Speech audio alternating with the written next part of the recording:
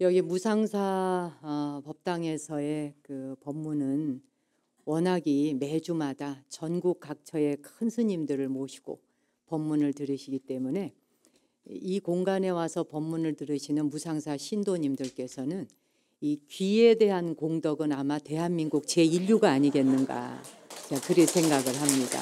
그래서 워낙이 우리 회장 스님께서 이 무상사에 오시는 신도님들에게 이제 한국 불교에 뭔가 좀 새로운 시대를 열어가야 되지 않나 하는 생각 때문에 이제 정말 매주마다 이 법당에서 이런 큰 스님들을 모시고 신도님들에게 그 익은 공덕이라도 열려서 수행이 되도록 해드리고자 하는 그런 원을 가지신 걸로 알거든요. 제가 개인적으로 굉장히 존경하는 스님이고 아주 저는 까마득한 후학이고 후배입니다마는 오래전서부터 늘 여기 우리 회장 스님 뵐 때마다 마음으로 늘 존경하고 해왔던 분이시거든요. 근데 제가 이곳에 와서 법문을 좀 해주면 좋겠다 이렇게 말씀하셔서 사실 워낙 큰 스님들 심지어 종정 스님까지 다녀가신 곳이잖아요. 그러니까 여러분은 왜 세상에 너무 모든 게 좋으면 좋은 건지를 모릅니다. 무상사 신도님들에게 있어서는 이 특별한 기회가 일반 다른 사찰에서는 누려보지 못하는 것인데 그 누려보지 못하는 것을 이만큼 누리고 있는 것에 대해서 그만큼 아실란지라는 생각을 했는데 여러분 스스로 생각할 때 어떠세요? 알고 계세요? 네, 우리 회장님을 위해서 박수 한번 보내야 되겠네요. 옛날에 그랬대잖아요. 지옥세계를 구경을 가고 천상세계를 구경을 갔는데 법문을 많이 들은 사람은 귀만 와서 극락에 와 있더래잖아요. 귀만 똑 떨어져 가지고. 예, 그리고 또 말만 잘하는 사람은 혓바닥만 와서 떡 있더래요. 네. 그러니 또 몸으로 봉사한 사람은 몸뚱이만 와 있고, 그렇잖아요? 몸으로 봉사하면 몸뚱이만 와 있고 귀로 듣기만 하다 보면 듣기만 하고 실천을 하지 않으면 전체 한 덩어리가 함께 움직여가지 않을 거 아니겠어요. 그러니 그냥 귀만 가고 혓바닥만 가고 이랬다는 우스갯소리이지만 그 우스갯소리 속에는 또 아주 큰 메시지가 담겨 있어요. 올해 이제 2018년 새해를 맞이해서 무술년이라 그러죠. 예, 무술년 이제 음력 정월 초하루부터 시작해서 오다 보니 입춘도 지났고 이제 뭐 우수경칩까지 다 지나면서 지나다 보면 이제 봄비도 왔잖아요. 봄비가 오고 이러면서 벌써 기운이 달라졌죠. 땅의 기운이 달라졌고 산에 또 나무들의 기운도 달라졌습니다. 이게 아무리 추웠고 혹독한 겨울이라 해도 이게 기운이 달라지는 것처럼 사람도 때가 되면 기운이 또 바뀌어야 합니다. 겨울에 움츠리고 있었던 곳으로부터 기지개를 펴고 나오는 것처럼 마음 또한 그만큼 기지개를 펴고 더 또 날개를 펼쳐야 하는 것이죠. 그래 새해가 되면서 복은 많이 받으셨나요? 네, 얼마나 받으셨는지 손으로 한번 표시 좀 해보세요. 어느 덩어리. 그만큼. 그래봐야 머리에 일 정도 보따리 하나네요. 뭐. 복 많이 짓고 복 많이 받으시고. 왜 우리는 인간으로서 사바세계에 와서 한 생을 살면서 그렇게 복 받는 게 중요하고 복을 누리는 게 그렇게 중요할까? 도대체 이 복이라는 게 뭘까?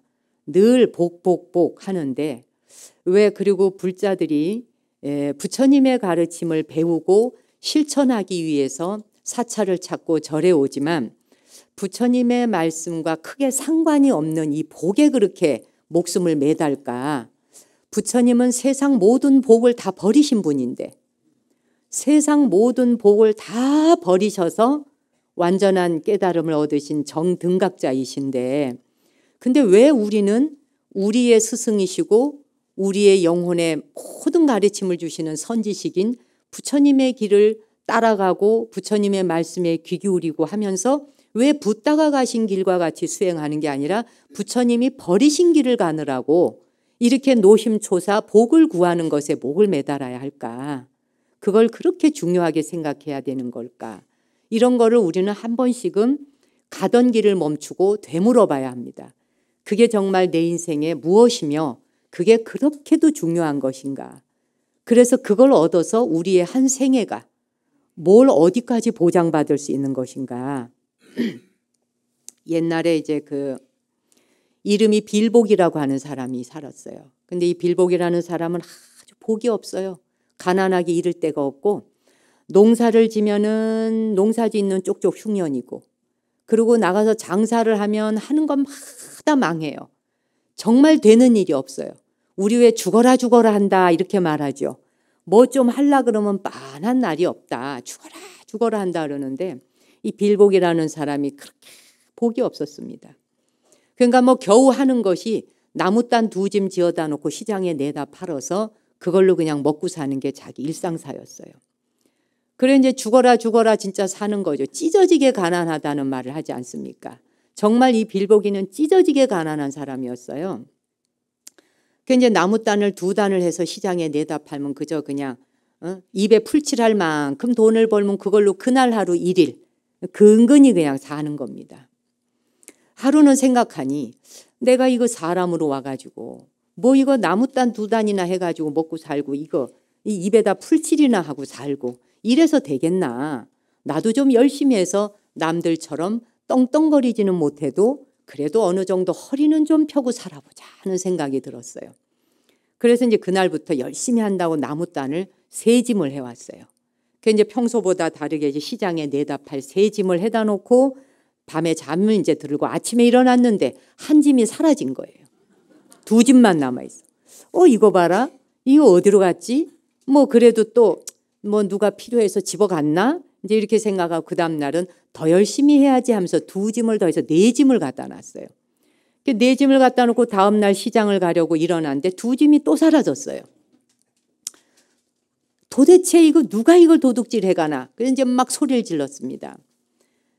누군지는 모르겠지만 나같이 찢어지게 가난한 사람에게 겨우 있는 것이라고 해봐야 나무찜 2단밖에 더 있는 게 없는데 이것마저도 뺏어가는 도대체 이런 도둑놈이 누구야 하고 소리를 질렀어요. 그 다음 날 5짐을 해놔놨어요. 5짐을 하면서 오늘은 내가 도둑이 누구인지 CCTV가 없던 시절이니까 자기 눈에 불을 켜고 지켜봐야 된 거죠. 그러니 이제 졸면 이건 까딱 넘어가는 겁니다. 그래서 아무튼 5짐을 해다 놓고 그러고서는 이제 지켜보기로 했어요. 누가 이게 도둑질을 하는가 하고. 그 어두운 밤이 됐습니다. 깜깜한 밤이 돼서 아무것도 안 보이는데 정말 눈에 불을 켜고 그러고 쳐다봤습니다. 그랬더니 잠시 있으니까 나무단이 슬슬슬슬 지 혼자 움직이기 시작을 해요. 그래서 이게 슬슬 움직이더니 둥둥둥 떠요. 그래서 그냥 빌보기가 보더니 뛰어나가서 내 나무찜을 누가 가져가는 거요 하고 덤비면서 확 달려갔어요. 달려가서 나무찜 한 덩어리 한 보탱이를 딱 안았어요. 그랬는데 그냥 그 나무찜이 둥둥둥둥 뛰어서 막 이동을 하는데 막 어디로 데려가서 내려놨는데 보니까 하늘의 마당에 뚝 떨어졌어요. 하늘 마당에 뚝 떨어져 가지고서 둘러보니까 그동안 자기가 해놓았던 나무찜이 거기 다 와 있어요.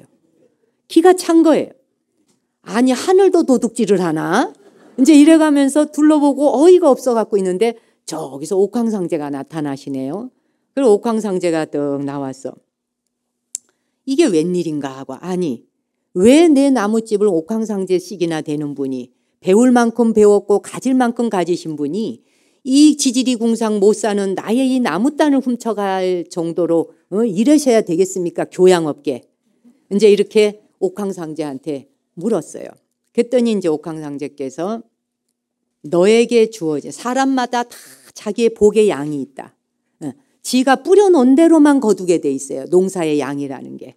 씨를 뿌린 것만큼 거두게 되어 있는데 네가 뿌려놓은 씨앗만큼 가져가야 돼. 그래서 너한테 주어진 건 딱 나무단 2단이다 이거지. 나무단 2단이 네 몫인데 네 몫이 아닌 거를 자꾸 해다 놓으니까 하늘이 그건 다 회수한다. 네게 아닌 것은 다 회수하는 것이 하늘이 할 역할이다. 이렇게 얘기를 해요. 그러니까 이제 남덕이가 어이가 없어가지고 아니 내가 사람으로 태어나서 왜 똑같은 사람으로 태어나서 누구는 저렇게 뻔듯하니 잘 살는데 나는 왜 사람답게 한번 제대로 살아보지도 못하는 것입니까? 나는 이렇게 살다가 죽으란 말입니까? 라고 해요. 그랬더니 이제 옥황상제가 보안이 좀 딱하잖아요. 그랬더니 너한테 구경을 좀 시켜줄 게 있다. 이리 따라오너라 하면서 이제 그 각각의 여기 와 계시는 무상사의 각 한 분 한 분마다의 하늘에 가면 곳간이 있어요. 자기 그 곳간이. 그 곳간 구경을 시켜줘서 이제 옥황상제가 투어 안내자 가이드로 나섰어요. 네. 그래가지고 이제 여기 있는 한 사람 한 사람 곳간 구경을 이제 시작을 했습니다. 그 한 문을 열어보니까 쌀이 10섬이 있고 또 한 집은 열어보니 쌀이 20섬이 있고 뭐 이렇게 이제 한 집 한 집 구경을 돌아다니다 가서 보니까 빌복이 자기 곳간이 있어요. 거기 문을 떡 열어보니 쌀은 고사치고 쌀액이 한 주먹밖에 없어요. 그래서 거기서 이제 목 놓아 울어요. 아니 어째 사람으로 같이 태어났는데 누구는 10섬 누구는 20섬 누구는 30섬인데 나는 어찌해서 이렇게 쌀아기 한 톨밖에 한 주먹밖에 없는 것입니까? 도대체 이게 뭡니까? 라고 해요. 그러면서 나도 좀 사람답게 살아보고 한때라도 좋으니 제대로 잘 먹고 좀 잘 살 수 없겠습니까? 이렇게 이제 얘기를 하니까 옥황상제가 보아하니 이게 좀 가엾어요. 그래서 그래. 그러면 방법을 한번 찾아보자꾸나 하더니 이리 따라오너라. 그러더니 이제 어느 곳간을 데리고 갔어요. 그 곳간 문을 떡 여니까 몇 천 섬이 넘는 것이 꽉 차 있어갖고 창고가 모자라. 그래갖고 이 창고 저 창고까지 다 할 정도로 곳간이 꽉 찬 사람 거기를 구경을 시켜주는 거예요. 이 곳간은 남덕이라는 사람의 곳간이다. 그런데 네가 한때라도 잘 먹고 잘 살아보기를 소원을 하니 내가 이 남덕이의 재산을 너한테 임시로 빌려주마. 이걸 가지고 잠시 내려가서 한번 잘 살아보아라. 그런데 단 한 가지. 남덕이가 세상에 태어나는 순간 그의 재산은 남덕이에게 다 돌려주어야 된다. 이랬어요. 아이고 뭐 여부가 있겠습니까? 하루만 잘 먹고 잘 살아도 내 생전에 소원이 없겠는데 남덕이가 태어날 때까지 사는 날이 100일이라도 좋고 뭐 언제라도 좋습니다. 언제든지 태어나면 돌려주겠습니다. 약속을 했습니다. 그 약속을 하고 이제 다시 땅으로 내려왔어요. 그날서부터 시작해서 남덕이의 재산을 빌린 이 빌보기가 뭐만 하면 쌀을 한 섬을 해서 내다 팔면 10섬이 되고 또 이게 10섬을 하면은 막 20섬, 30섬 막 늘어나요. 10배씩 뻥튀기가 되는 거예요. 그래서 어느 순간에 부자가 돼서 기와집도 이제 하나 사고 논밭도 얻게 되고 잘 살게 됐어요. 그게 몇 년이 지났습니다. 아직 남덕이가 태어났다는 소식은 없고. 그래 이제 막 잘 먹고 잘 살았어요. 그런데 어느 날 몇 년이 지나니까 불안해지기 시작을 해. 야 이거 혹시 남덕이가 태어나면 이거 내가 가진 거 다 수포로 돌아가는데 다 돌려줘야 되면은 이거 뭔가. 그러다 보니 기와집도 별 볼 일 없어지고 따뜻한 옷도 별 볼 일 없어지고 잘 먹고 잘 사는 것도 그만 맛이 없는 거예요. 이게. 언젠가 돌려줘야 된다면 이 허망한 거를 내가 붙들고 살아야 되나 이런 생각이 들었어요. 막 불안함이 오는 거예요. 남의 재산 가지고 잘 살아보려다 보니까 불안감이 와요. 요즘에 우리가 사는 세상에는 남의 재산 다 훔치고 하나도 안 불안해. 그 훔침을 당한 사람이 불안해. 남의 걸 훔쳐간 사람은 두 다리 뻗고 살아. 요즘은 그런 세상이잖아요. 남의 거 빌려간 게 아니라 남의 걸 빌려서 지 걸로 만들고 되레 큰 소리를 뻥뻥 치잖아요. 근데 이제 그때만 해도 빌보기가 양심이 있던 때라. 그래 가만히 생각을 해보니까 내가 이렇게 불안해할 게 아니구나. 남덕이가 태어나면은 다시 돌려줘야 되는 재산이니 어차피 내 것이 아닐 바에라면 있는데 인심이나 좀 쓰자. 남한테 베풀면서 살자. 좋은 일에 쓰자. 이제 이래서 어려운 사람, 가난한 사람, 불쌍한 사람을 보면 다 도와줬어요. 그냥 밥이 없는 사람은 밥을 주고 집이 없는 사람은 살 수 있는 공간을 빌려주기도 하고 아픈 사람이 있으면 약도 지어주고 이러면서 이제 내가 이 세상 와서 임시로 빌려 쓰는 건데 이 나누고나 살자 하면서 막 베풀었습니다. 그 베풀다 보니 이제 마음이 편안해졌어요. 이제는 남덕이가 태어난다 그래도 뭐 크게 관계가 없겠어요. 그렇죠? 왜? 어차피 내 거 아닌데 남의 거 갖고 인심 써보니 기분이 좋은 거예요. 너무 행복한 거예요. 네. 자, 그러고 있는데 어느 날 한겨울이 됐어요. 갑자기 대문 밖에서 누가 똑똑 두드려요. 사람 좀 살려달라고. 그래갖고 이제 문을 열어보니까 부부가 이제 거지 부부가 갑자기 오들오들 떨면서 문 밖에 서가지고 그 부인은 보니까 애기 엄마는 만삭이 되었어요. 아이를 그 곧 애를 낳아야 되는 만삭이 된데 막 추워서 밥도 못 먹고 오들오들 떨면서 하룻밤만 묵어갈 수 있게 해줄 수 없냐고 이제 빌보기한테 물어요. 부탁을 하니까 어서 들어오시라고, 어서 오시라면서 사랑방을 내주면서 밥도 차려주고 이불도 내주고 불도 뜨뜻하게 떼주고, 어차피 내 재산 아니니까. 뭐 내 거 아닌데 남의 거 가지고 인심 펑펑 쓰는데 뭐 얼마나 좋아. 그래가지고 이제 막 해줬어요. 그래서 그날 밥도 잘 먹고 따뜻한 방에서 아주 하룻밤을 잘 묵었는데 그 다음날 아침에 이제 아기를 낳았어요. 아이가 똑똑거피 같은 아들이 태어났네요. 너무 좋은 거예요. 세상에 우리가 빌보기님 덕분에 이렇게 따뜻한 방에서 애도 낳고 너무 정말 우리는 감사한 일이다. 이제 이래서 둘이서 이제 의논하면서 남편이 그래요. 여보, 우리가 이렇게 남의 복을 빌려서 이렇게 아이도 낳고 이렇게 됐으니 우리 아이 이름을 남덕이라고 지읍시다. 그래가지고 이제 아이 바깥에서 들으니까 기가 떡 차네. 미역국을 지금 한 사발 끓여갖고 들어가려던 차에 대문 앞에서, 아니 문 밖에서 들으니 우리 아이의 이름을 남덕이라 지읍시다. 남의 덕으로 우리 아이가 태어나지. 남덕이가 누구예요? 그냥 얼굴이 하얘지면서 정신이 까마득해지고 머리가 하얘지는 거예요.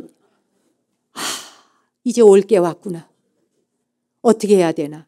내가 가진 이 모든 걸 다 이제 이 아이한테 줘야 되는 때가 왔구나. 남덕이가 태어난 거야. 이제 다 줘야 되는구나 생각하니까 이 말 안 하고 그냥 내가 먹고 떨어질까. 이 부부를 애하고 같이 내쫓을까. 그리고 나는 그냥 입 딱 다물고 옥황상제한테 가는 것도 죽어야 가는 것이니 사는 동안까지 그냥 이게 내 재산이오 하고 그냥 떵떵거리고 살아볼까. 이걸 그냥 며칠을 고민을 해요. 그래가지고 이제 맨날 며칠 고민을 하다가 마음을 돌이켜.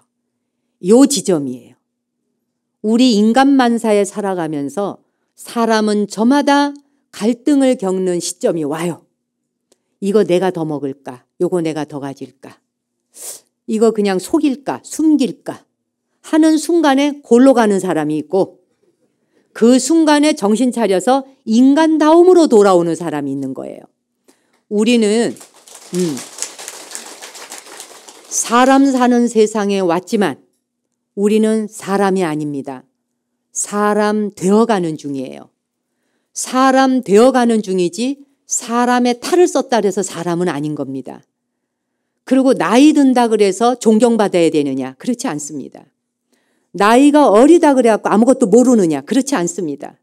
10대 미만의 아이라도 훌륭하고 출중한 생각을 가진 지혜존자가 있고 나이를 70, 80, 90살을 먹었어도 3살 먹은 어린아이만도 못한 생각을 가지고 있는 사람들이 천지에 깔렸습니다. 사람 됨됨이는 나이로 측량하지 않는다. 사람 되어 간다는 건 요런 기로에 놓인 찰나가 왔을 때에 어떤 마음을 먹고 어떤 선택을 하고 어떤 결정을 하느냐에 따라 중생도 되고 보살도 되고 부처도 되는 것이거든요. 근데 이제 이 빌보기가 이 중생의 마음으로 번뇌망상에 며칠 들끓었습니다. 내가 그냥 혼자 먹고 떨어지고 저것들 다 내쫓을까? 왜 그런 갈등이 안 오겠어요? 갑자기 부와 명예와 권력을 한순간에 다 놓아야 되는데 그걸 놓는다는 게 어디 쉽겠어요? 그런데 안입이 설신의가 똑바로 서 있지 않으면 눈, 귀, 코, 혀, 몸뚱이와 뜻이 바르지 않을 때 갈짓자루 가게 돼서 그냥 거기에 눈이 그냥 확 거기 번뇌 망진에 휘끌려가다 보면은 어풍이 불어오면서 업의 바람이 그냥 이 사람을 휘어잡아서 끝간데 없는 번뇌망상의 길로 끌고 돌아간다 이거예요. 그래서 이제 번뇌망상의 길로 끌고 가는데 한 3일을 고민을 했어요. 3일간 인간일 건지 아닐 건지, 요 가질 건지 말 건지. 그러다가 스스로 딱 선택을 해요. 아니다. 원래 이것은 내 것이 아니었고 언젠간 돌려주어야 하는 것이었고 옥황상제하고 약속을 했고 남덕이가 태어나는 순간 주기로 했던 것이다. 내가 주기로 했던 것이면 돌려줘야지 맞는 것이다. 그래, 이젠 내가 이 집을 떠날 때가 되었구나. 본래의 나의 빌보기로 돌아가야 한다. 이제 이런 생각을 마음을 먹었어요. 이런 생각을 가지고 있는 인간 종자가 몇 명 몇 프로나 되는지 이 지구촌 안에. 우리는 이 지구촌 안에 인생을 여행 왔지만 우리는 여행 온 나그네이거든요. 그 여행 온 나그네가 지구라는 행성 가운데에서도 대한민국이라고 하는 한반도에 계시는 부모님에게 입퇴되기로 했고 그분의 몸을 빌려서 이곳에 나오기로 했어요. 부모님의 몸을 빌려 태어날 때 부모가 나를 선택한 게 아니라 내가 부모를 선택합니다. 그렇잖아요? 인간의 몸으로 갈지 그 밖에 다른 종류로 가게 될지 어떤 이 생류가 돌고 도는 윤회사에서 내가 어떤 태를 선택할 것인지 우리가 스스로 부모에게 입퇴되어 태어납니다. 근데 그 입퇴될 때 한반도에 태어나기로 하고 이 땅에 왔단 말이죠. 그렇죠? 그래서 이 땅에 왔는데 그러다 보니 우리는 이 인간사에 와가지고 학연 따지고 지연 따지고 고향 따지고 동창 따지고 뭐 따지고 하다 보니까 인간의 그 세상의 굴레가 점점 축소되어 작아지는 거예요. 사람으로 와서 인생 여행을 하는데 우리는 이렇게 걷잡을 수 없는 업보라고 하는 업의 바람에 어풍에 휘둘려 가지고 동서남북 분간을 못하고 또 돌아다닌단 말이에요. 자, 어쨌든 다시 돌아와서 빌보기가 이 순간 사람됨으로 선택을 하는 거예요. 인간됨을 선택해. 주자. 어차피 내 거 아니다. 잠시 빌려 쓴 것만으로도 고맙다. 우리 지금 여기에 태어나 있는 우리는 이 몸뚱이도 내 거 아닙니다. 몸뚱이도 빌려 쓰는 거예요. 재산, 부모님, 세상의 모든 은혜를 다 빌려 쓰는 거예요. 국가 빌려 쓰는 겁니다. 이 나라의 이국토에 살면서 여권, 비자, 이 나라 대한민국 여권을 가져야 세계 각국 나갈 수 있어요. 이 나라 여권 없이는 어느 나라에서도 그 국토에 들어오는 걸 허락하지 않아요.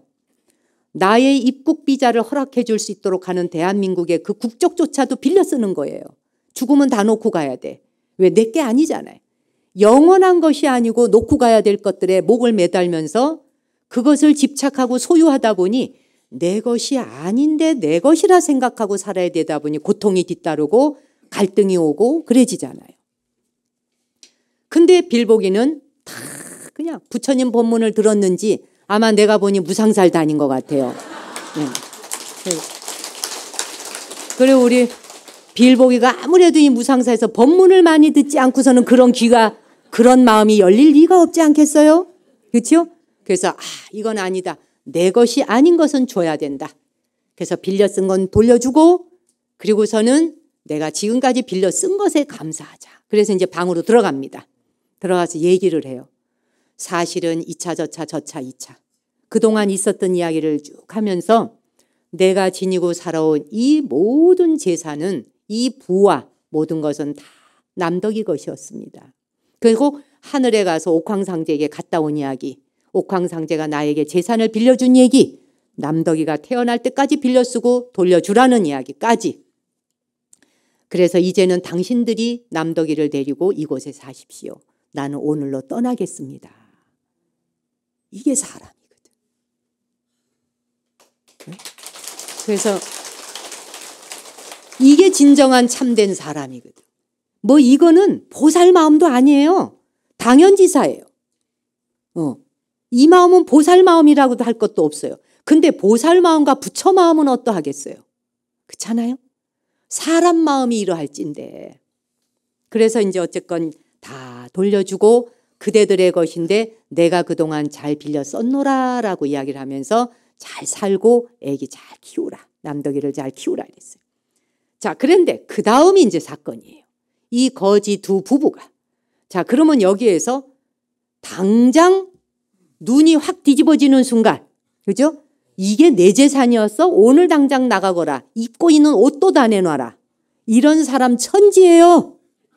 그런데 이 남덕이 부부가, 이 거지 부부가 말이에요. 거기서 은혜를 잊지 않아. 그래서 이 빌보기의 손을 붙들고 빌보기님 무슨 그런 말씀을 하십니까? 응? 당신 덕분에 우리가 지난밤 추위를 피할 수 있었고 당신 덕분에 따뜻한 방에서 따뜻한 이불을 덮고 이 아이를 낳을 수 있었습니다. 더구나 미역국을 챙겨주고 먹을 거를 챙겨주며 우리를 위해서 당신이 베푼 자비심이 어떤데 우리가 어떻게 당신 나가는 꼴을 보겠습니까? 이렇게 얘기를 합니다. 그래서 그건 말이 되지 않습니다. 라고 하면서 뭐라고 얘기하냐. 하늘에 가셔서 옥황상제와 약속한 것은 그분과의 약속이고 우리하고 다시 약속을 정하면 됩니다. 이게 사람인 거예요. 그래요? 옥황상제가 옥황상제가 그렇게 얘기했어요? 그러면 다 내놓으세요. 그리고 지금까지 먹고 쓰고 한 거 이자 부처 다 내놓고 나가세요. 그래가지고 사람을 완전히 빨개벗겨 내보냈다. 그러면 그 복이 직거될까요? 안 되는 거 아세요? 네. 알면 이건 얘기 끝난 거예요. 그냥 내려갈게요, 법상에서. 네. 이렇게 훌륭한 불자님들이시니. 자, 그래서 손을 붙들고 아닙니다. 그거는 안 됩니다. 그러면서 옥황상제와의 약속도 지켜야 되겠고, 그리고는 남덕이하고의 삶도 잘 살아가야겠고, 이 방법을 찾을 좋은 길이 있습니다라고 제안을 해요. 남편이, 이 남덕이 아버지가 제가 좋은 길을 택하겠습니다라고 하면서 우리 남덕이의 양아버지가 되어 주십시오. 우리 남덕이를 수양아들을 삼아 주십시오. 이렇게 제안을 해요. 그래가지고 아들을 삼았어요. 아들을 삼고 이제 수양아버지가 됐습니다. 한 집안에 같이 사는 거예요. 친아버지와 수양아버지. 그러니 남덕이는 무럭무럭 자랐습니다. 같이 그렇게 이제 행복하게 잘 사는 그런 일이 있게 됐어요. 이걸 보면 우리가 이 세상의 모든 삶이라는 건 다 남에게 빌려쓰기 때문에 우리 자신이 빌복입니다. 빌려쓰기의 빌복이에요. 복을 빌렸습니다. 몸뚱이부터도 빌려쓰고 그렇잖아요. 오늘날에 우리가 먹고 자고 쓰고 이 모든 집 한 칸도 다 빌려쓰는 겁니다.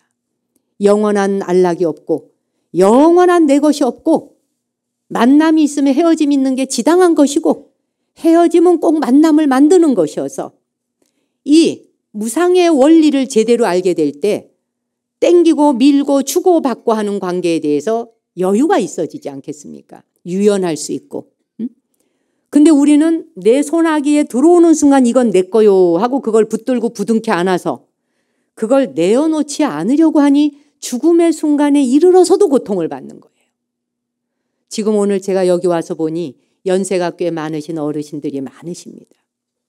의식이 또렷할 때, 내 생각이 안전하고 온전할 때, 내 죽음이 닥쳐왔을 때 난 어찌하겠노라 하는 이야기를 유서도 미리 써놓고 유언도 미리 하시고 법적으로 공증도 해놓으세요. 그게 똑똑하고 현명한 겁니다. 지금 우리는 100세 시대를 살게 되었고 인류가 137억만 년이라는 우주 역사 속에 이런 모양새를 가진 인간 형태를 가진 우리의 이런 모습으로 살아온 인류가 5억 년밖에 되지 않습니다. 우주 역사에서 보자면 어린아이 수준인 거죠. 5억 년 동안 살아오는 우리의 이 몸뚱이를 가지고 살아오면서 인류가 100세 시대를 살 수 있는 것을 처음 맞이하는 일입니다. 단 한 번도 이렇게 살아본 적이 없어요. 80을 너끈히 넘기면서 산다. 이게 처음으로 최초로 겪는 일입니다. 인류가 80이다 100세라고 하는 걸 처음 살아보는 거예요. 한 번도 살아본 적이 없어요. 그래서 모든 사회의 시스템을 새로 짜야 되는 때가 왔어요. 다시 짜야 돼요. 100세 시대에 맞춰야 돼요.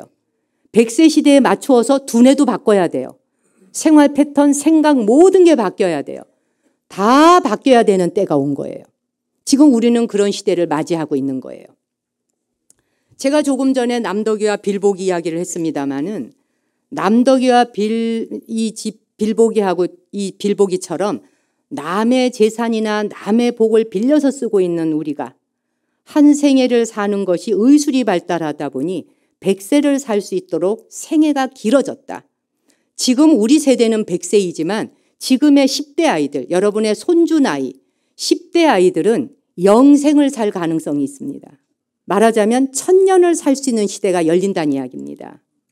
그럼 어떻게 사는 게 1000년을 사는 시대가 열릴까? 지금 우리가 와 있는 4차 산업시대가 바로 영생의 길을 열어주는 것에 일주문 열린 거예요. 쉽게 말하면 영생을 사는 게. 우리는 지금 100세 시대 사는 거 가지고도 이 난리를 치잖아요. 그리고 2050년이 되면 전 세계에 대한민국이 노인 인구 국가 1위 국가가 된대요. 네. 그리고 노인은 늘어나고 아이들은 태어나지 않습니다.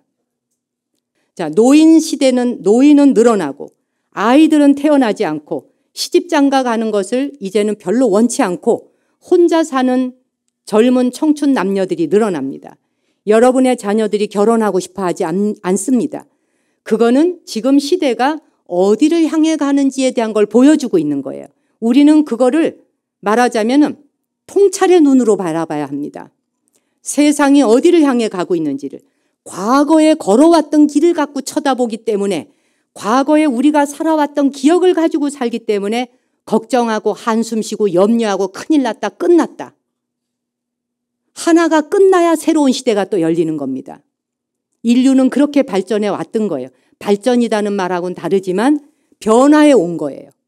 우리는 그런 변화의 물줄기를 우리가 막을 수 없습니다. 그렇잖아요? 그래서 우리는 계속 진화해 가기 때문에 2050년에 대한민국의 노인 세대 1위 국가가 되고 아이들이 없는 나라. 우리만 그런 게 아니라 전 세계가 아이가 점점 줄어듭니다. 이렇게 테러를 하고 이렇게 난리를 치는데 애를 낳아서 뭐 하겠나 싶지 않겠습니까? 고통스러운 사바에 뭐 때문에 아이를 낳겠나 싶어지니까 점점점 아이를 안 낳게 되죠. 자, 이렇게 아이를 낳지 않고 결혼을 하지 않고 노인은 늘어나고 이렇게 가는 것이 이제 인류가 이 시대와 우리의 삶이 완전히 바뀌는 세상에 온다는 것을 알려주는 거예요. 지금의 10대 아이들은 우리와 완전히 다른 세상을 살 거라 그랬잖아요.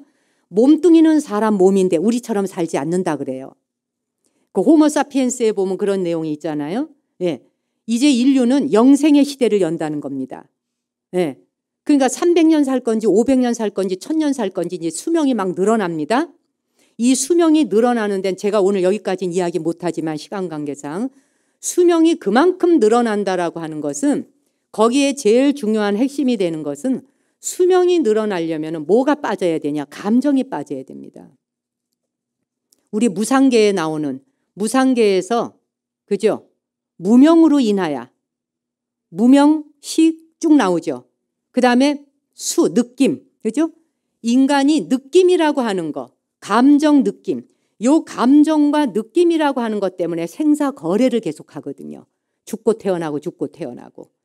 그런데 다음 차세대, 이 인류가 진화해 나가는 그 다음으로 나가는 진도 나갈 적에는 감정 뺀다는 겁니다. 이 호모사피엔스의 이야기에서는. 감정 빠진다. 감정이 필요 없어진다는 거예요. 감정 없는 인간이 만들어져요. 그게 뭐예요? 로봇이에요. 감정이 없어. 아무튼 그러다 보니까 지금 우리가 80세, 100세를 살게 되었는데 그래서 아이가 태어나지 않고 노인 세대로 가는 걸 우리가 한숨 들이쉬고 내쉬면서 걱정할 필요는 없다.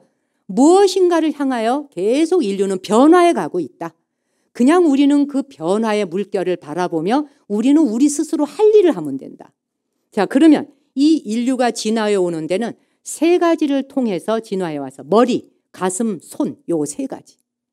머리와 가슴과 손 세 가지를 가지고 인류를 진화시켜 왔는데 우선 간단하게 머리를 봅시다. 머리가 또 세 가지로 진화해 왔어요. 두뇌. 요즘에 뇌과학이 발달했죠? 이제는 우리가 상상하는 것 이상으로 뇌과학이 발달해서 깨달음이 뇌 안에서 어디서 일어나는지까지 다 발견해 놨잖아요. 뇌는 세 단계로 발달해 왔습니다. 첫째는 파충류 뇌에서부터 시작합니다. 우리 모두에게 파충류 뇌가 있어요. 요 뒤에 뇌간서부터 해서 파충류 뇌로 시작할 때는 파충류 뇌가 하는 일은 뭐냐? 본능입니다. 먹는 거, 종족 보존하는 거. 생식 기능과 먹는 거 요 두 가지만 하면 돼요. 그러니까 뇌가 클 이유가 없죠. 그 다음 뇌가 뭐예요? 파충류 뇌에서 좀 더 진화된 게 포유류 뇌예요. 고래, 북극곰 이거 전부 다 포유류 뇌잖아요. 포유류 뇌에 와서야 감정과 느낌이 생겨요. 우리 무상계에 12가지 12연기 나오잖아요. 이 12가지 12연기가 나오는 게 포유류 뇌에서부터 시작되는 거예요. 아시겠어요? 느낌과 감각, 감정 요게. 느낌과 감각과 감정이 생기면서부터 사람은 뭐가 시작되냐? 자기 뇌 안에서 자기 세계를 만들어. 오해가 생기고 사랑이 생기고 줬다 뺏었다 하고 삐지고 속상하고 남의 말 지식대로 해석하고 이렇게 하고 잘못된 인간관계가 계속 형성되는 게 감정과 느낌으로 인해서 생겨난 게 이게 포유류뇌예요. 지금까지 인류는 이 포유류뇌 때문에 친족 간에도 원수가 되었고 부모 자식 사이에도 원수가 되었고 서로 돌이킬 수 없는 관계로 헤어지게 되는 이런 친소 원근이 생기면서 원수가 되어지는 관계, 천천지 원수가 생겨난 게 포유류 뇌에서 오는 겁니다. 지금 인류는 뭐냐? 전두엽뇌입니다. 앞쪽뇌. 전두엽이 발달한 시대예요. 사람에게 전두엽이 발달한 거예요. 이 전두엽이 탄생한 지가 얼마 안 돼요. 뇌의 역사에. 말하자면 지금 뇌과학이 이토록 발달하게 된 것은 바로 전두엽에 대한 연구입니다. 이게 지금 우리의 화두이자 과제이고 숙제예요.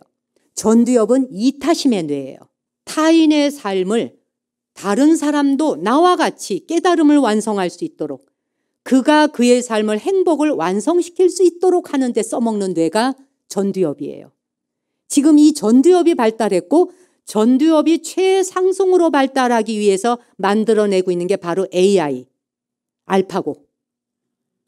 인류가 진화해 가면서 갖은 모든 것들을 지금 발달시켜가고 있잖아요.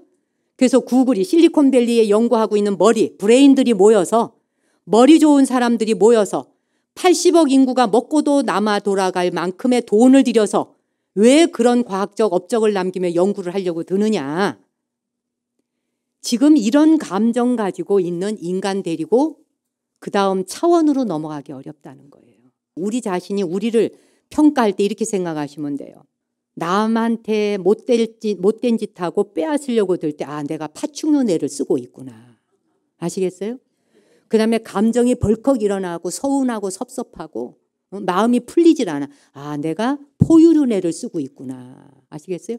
그 다음에 거기서 이해심이 커져. 이해심이 커지고 보살심으로 가면서 정말 역지사지. 저 사람에게도 그만한 이유가 있었겠지라고 하면서 이해심도 갈 뿐만 아니라 남이 성공적으로 살아낼 수 있도록 도움을 주는 보살의 마음이 일어나. 그럴 때 내가 전두엽을 쓰는구나. 지금 전두엽 인간들이 많아져야 돼요. 지금 이 시대는 전두엽 인간 만드는 세상에 와 있어요. 노인도 마찬가지예요. 내가 늙어서 이런 대접 받으려고 지금 내가 젊을 때 그렇게 살아왔나? 이거는 전부 노인 되어 가는데 어른으로서 할 생각이 아니에요. 이거 전부 수정하고 교정하셔야 돼요. 노인이 되어 간다는 것은 뭘 말하느냐? 나이를 먹어간다 하는 것은, 나이 먹어가는 건 아무 데서나 되고 폼 잡으려고 나이 먹는 거 아니더라고요. 그죠? 이놈이 어디서 어른한테, 이 말 쏙 들어갔죠? 요즘에 이놈이 어디서 어른한테 이 소리 하면 다 맞아 죽어요. 지하철이건 버스건 길이건. 모든 생명 가진 자는 위아래가 있는 게 아니라 상하관계에 의해서 어른이 애들을 윽박지르는 것이 아니라 공정한 사회, 평정해야 한다. 똑같아야 한다. 모든 생명은 존엄해야 된다. 어떻게 하다 보니 당신이 나보다 먼저 태어나서 나이를 더 먹었을 뿐이라는 거예요. 그것은 권력도 권위도 아니라는 거예요. 이걸 우린 깨달아야 돼요. 그러니 네가 어떻게 어른한테 그런 짓을 할 수 있어? 이런 소리 하면 요즘에 어른 대접 못 받아요. 공정해야 돼요. 모든 게임은 공정하자는 거예요. 요즘 아이들은요. 그냥 인간 대 인간으로 돌아가, 사람 대 사람으로 돌아가자는 거예요.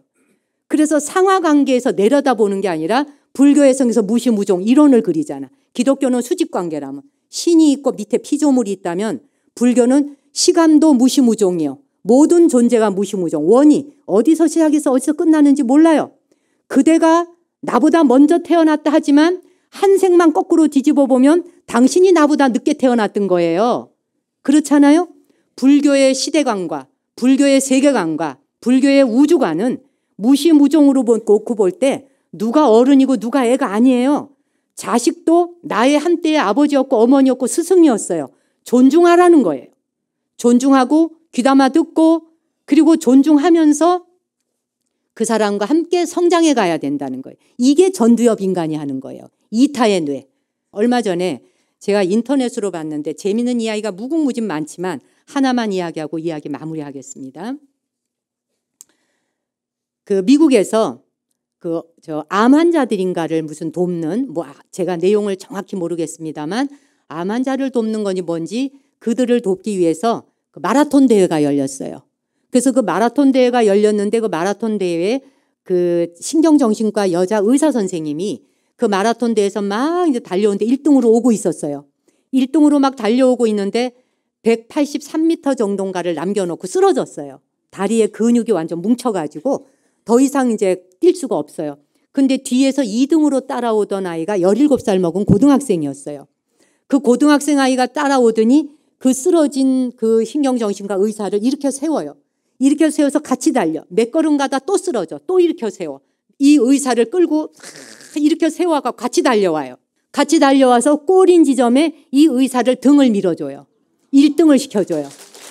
네. 그러고는 자기가 2등으로 들어와요. 그래서 이 의사 선생님이 1등으로 꼬린하게 달려온 다음에 확 밀어가지고 먼저 들어왔습니다. 그 여자 의사 선생님이 돕고 싶은 사람을 도울 수 있도록. 나이가 17살밖에 먹지 않은 아이예요. 고등학생이에요. 그런데 나보다 저 사람 등을 떠밀어서 그 사람이 성공하도록, 그 사람이 하고 싶은 일을 완성하도록 밀어주는 게 보살 마음이에요. 이게 보살의 마음이에요. 그렇죠? 내가 가지려 하고, 내가 성공하려 하고, 뭐든지 내가 이기려 하고, 이게 지금까지 감정과 느낌 때문에 포유류 뇌. 그냥 이겨야 돼. 싸워야 되고 이겨야 되고 지지 않으려고 하는 것 때문에 인류는 맨날 걸음마를 했던 겁니다. 그래서 이제는 남을 등 떠밀어주는, 머리로 무슨 생각을 할 것이며 가슴으로 어떻게 타인과 공감할 것이며 이 손으로 누구를 도와줄 것이냐. 손으로는 도네이터하고, 그렇잖아요? 남을 돕고 나누고 하는데 이 손을 쓰라는 거예요. 그 사람이 더 먼저 1등 하도록 밀어주라는 거예요. 돌이켜보면 제 자신이나 여기에 와 계시는 여러분 모두가 누군가가 나 성공하고 잘 되라고 등 떠밀어 주었던 우리의 선지식이 있었어요. 여러분의 부모가 여러분 잘 되라고 언제나 등 떠밀어 주었고, 당신 입에 들어갈 거를 너 먼저 먹어라. 나는 배부르다. 이게 전부 등 떠밀어 주는 거예요. 그 등 떠밀어 주는 자비의 손이 있었기 때문에 오늘 내가 이 자리에 있다는 걸 우리는 잊어서는 안 됩니다. 그리고 우리 또한 항상 살아있는 그날까지, 특히 연세 드신 분들, 여러분의 머리와 여러분의 가슴과 여러분의 손으로 언제나 상대방 등 떠밀어주고 손잡아주고 그 사람이 더 먼저 행복하고 성공할 수 있도록 돕는 것. 그게 보살심이고, 전두엽 인간은 이타의 마음을, 그걸 실천함으로써 더 나은 길을 향하여 나아가는데 우리가 걸음이 되어줘야 됩니다. 지금의 10대, 20대 아이들이 살아갈 세상은 우리와 완전히 다른 세상을 사는데 우리가 거기에 초석이 되어줘야 됩니다. 우리는 그 시대가, 새로운 시대가 열릴 것에 대해서 걸음이 되어줘야 됩니다.